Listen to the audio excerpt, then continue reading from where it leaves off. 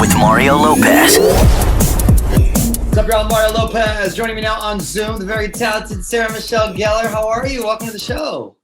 Thank you for having me. Oh, it's a nice break from Zoom school. Oh God, Zoom school's the worst. I was trying to help my kids this morning. It's just they're not learning anything, Sarah. My daughter's become so savvy. She's playing a video game at the same time and has like a double screen. I'm ready for this nightmare to be over.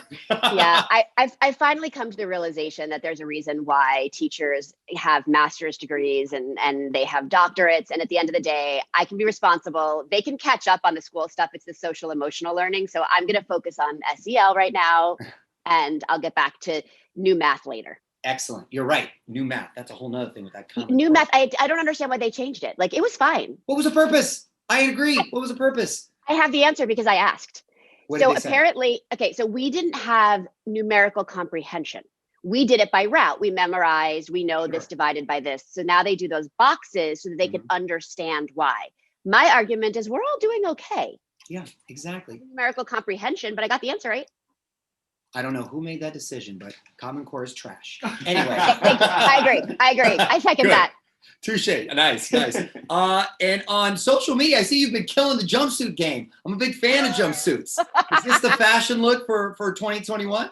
Well, you know what I've realized is jumpsuits are usually complicated only like when you're outside, right? Because it's hard to go to the bathroom in a jumpsuit or whatever. Like I remember one time I made the mistake of wearing a jumpsuit on a flight to England. That was not my best decision. Oh, wow. But now you could wear the jumpsuit game because you don't go anywhere. Yeah, exactly. It's all about the comfort. And, you know, I'm not a great influencer. So I feel like if jumpsuit influencing is now going to be my calling, well, I'm going for it. Good for you. You're working to help feed America, which is great. Tell us about this partnership and what you're doing exactly.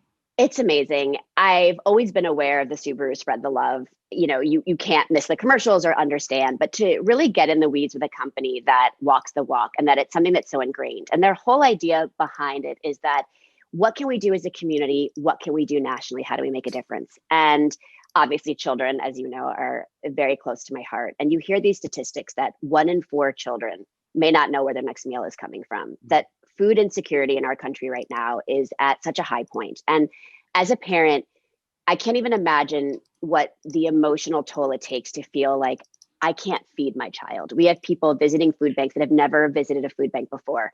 And last April, Subaru donated 50 million meals through Feeding America. Awesome.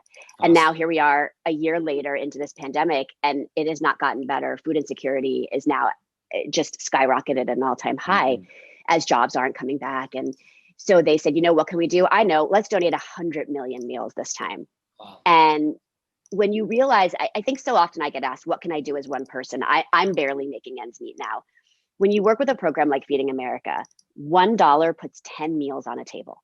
Wow. So if every person donated $1, you realize what a difference you can make. But who has the platform? And when you see a company like Subaru that has a platform to say, hey guys, we can do this. We're committing to this. Come join us, be a part of spreading this kind of love. Like for me, it's everything. I love that. What can people do to get involved? How can they? Yeah, I'll give you guys all the links, and I'll have them on my channels too, so you can come to me and I'll show you how easy it is to make such a difference. Awesome. And I just, for me, as hard as this has been, I always need perspective, and I need the perspective that yes, this is difficult, and don't ever deny yourself how hard this is. It's hard on you. It's hard on me. It's hard on our spouses to live with us through all of this. But other people are struggling even harder. And you realize that when you make a difference in someone else's life, it makes a difference in yours. Absolutely. Yeah. It really puts things in perspective, and good for you. That's awesome to hear that you're doing that. I wanted to talk about you being part of the new Masters of the Universe series from Netflix, because I loved this cartoon when I was a kid. It was He-Man in the Masters of the Universe when I was a kid. Is He-Man no longer involved, or is he just more of a secondary character, or what's the deal? Oh, He-Man is there. You're going to freak. It is so good. First of all, Kevin Smith is one of the best directors I've ever had the opportunity to work with. Oh, cool. His notes are just, I love this man so much. And he has the same passion. And when every time, like you'll get through episodes and then another character will pop up that you're like, wait, that character's back. Like every great character is back, but the story is amazing. I'm so excited. Honestly, I haven't been this excited about something in a long time. I love this. So we're talking He-Man, Ram-Man, Skeletor, Tila. I remember these are off the top of my head. I'm cool. Tila. You're Tila? That's awesome. So much fun. Sergeant at Arms, Tila. Yes, Sergeant at Arms. That's right. Remember Evelyn? There was Man at Arms, right? There was Man at Arms. That's my father. Do you remember Evelyn? Yes. It's coming back to me now. Lena Headey's playing Evelyn. It's gonna be so good. So much fun. It's really moving. Like I cried. Huh, wow. Well, and Kevin Smith, like the Kevin Smith, he's on our Mount Rushmore of longest talkers. Yeah. Here on interviews. An hour interview. Hour turned into like a nonstop. It was like a filibuster. He didn't want to leave then. He didn't want to leave. We love it, but he has a lot of fun when he comes. I thought I could talk. Oh, Kevin, yeah, he's definitely on our Mount Rushmore right there. Have you let the kids watch Buffy the Vampire Slayer yet? I may have asked you this before. It's okay. No, I have. We started in quarantine. The first 4 seasons are fine. The later seasons, I'm having to go through and remember each episode because some of it's a little inappropriate. My daughter's only 11, but they're loving it. They get like, "Can we watch Buffy tonight?" Like it's so funny. Oh, nice. See, my kids, the last thing we want to do is watch me. My mom even tries to get them like, they're over. Well, don't feel badly. My kids just discovered Saved by the Bell too, so it's good. Oh, good. Okay, well, at least they're giving it a shot. Tell them I appreciate it. They watched a marathon this weekend. Oh, nice. Hopefully they'll give the new one a shot. Speaking of reboots, by the way, I'm sure you've gotten approached a lot about Buffy type of reimagining or reboot. Is it something you would consider, or what are your thoughts? Wee bit, how do they say, long in the tooth for that? I think what worked for Buffy was that, the monsters represented, they were the metaphors for the horrors of adolescence. Mm-hmm. And I do think that story lends itself. It'd be interesting to see how a chosen one would deal with that. I don't think it's me. I don't think I should be the one doing it. And I'm also way too tired and cranky to put in that kind of work again. But I love that the story holds up and that people are calling for that. Yeah, and had great spin-off too. So no, very cool. I saw your dogs on IG. What kind of breed is that? They're Akitas. Oh, Akitas. Oh, with the little tail. That's right. Good dogs. Smart dogs. They are amazing. They are a lot of work. They're twins, boy and girl twins. Hyper? They're okay. In the mornings, they have a lot of energy and they love to wrestle. I mean, they're like having a brother and sister. I mean, it's literally the same. It's my son and my daughter just now in a dog form. Yeah, got it.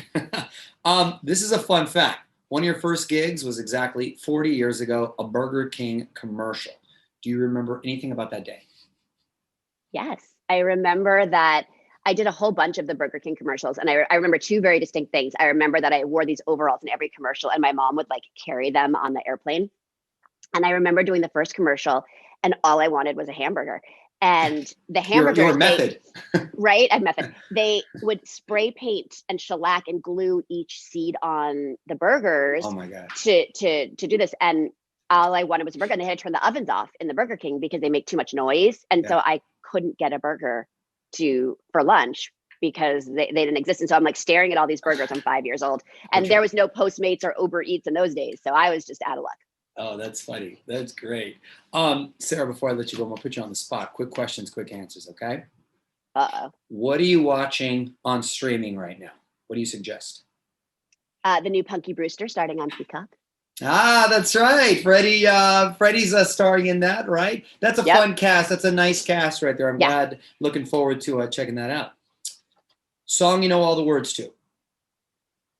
Baby Got Back. Hey. My kids are just listening to it. Is that your go-to karaoke jam? No.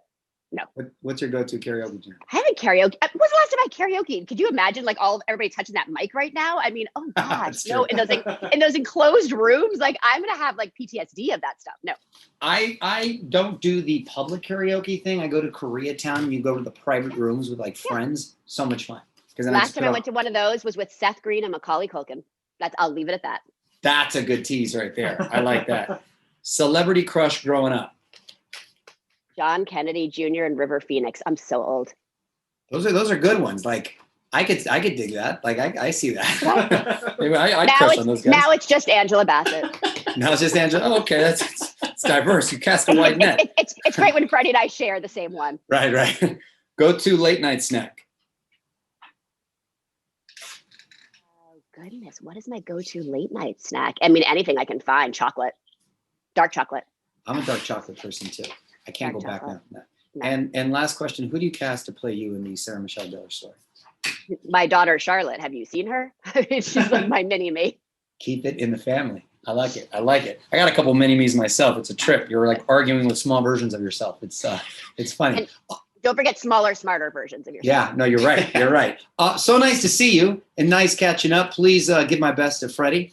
And hopefully we'll see you in person soon. onmario.com for all the info about Feeding America. Sarah, thanks for checking in. Thanks for having me. All right, take care. On with Mario Lopez.